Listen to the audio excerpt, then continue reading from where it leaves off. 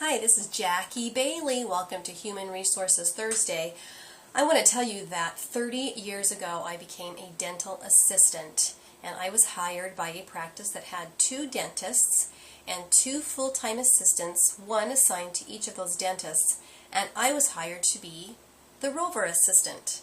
And I did that for several months, working between both doctors and filling in the gap of patients and time and whatever I was asked to do. Well, it wasn't long before one of those assistants quit.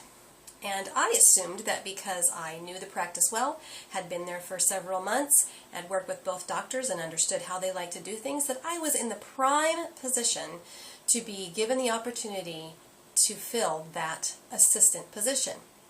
When that didn't happen, I had to question the doctors as to why I was not hired for that position. And they told me very candidly that it was because I was pregnant.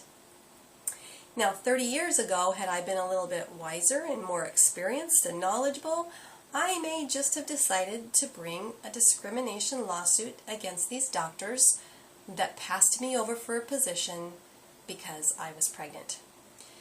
Now, you are required as an employer to comply with a very long and ever-growing list of employment law regulations. If an employee or a government agency ever questioned a decision that you made about employment or hiring, then the first thing they would ask you to provide for them is the job description of the employee in question. Therefore, I certainly hope that you have a job description, a written job description for every one of your employees. A job description does a vast many things, but most importantly for this conversation, it will help to prevent any discharge lawsuits of an employee that has been hired by you. It will also help to prevent a discrimination lawsuit by an applicant that you did not hire, as in the case of myself, and it will also serve as a basis for employee reviews after you do hire them.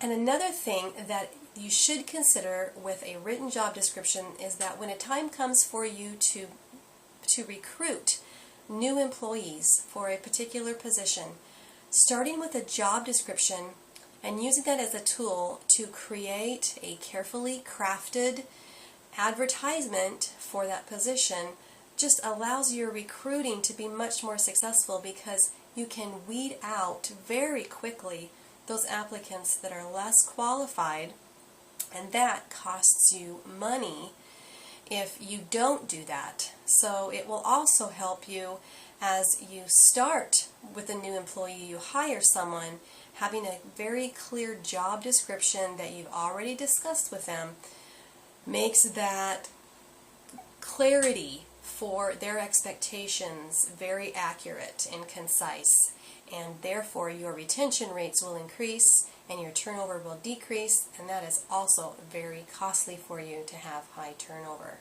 Now, I would be happy to send you an example of 1 or 2 job descriptions for positions that you have in your healthcare practice. So if you go to navigatingyourfishbowl.com and comment on my blog, or you can send me an email directly asking for 1 or 2 types of job descriptions for positions that you have in your practice, I would be happy to do that.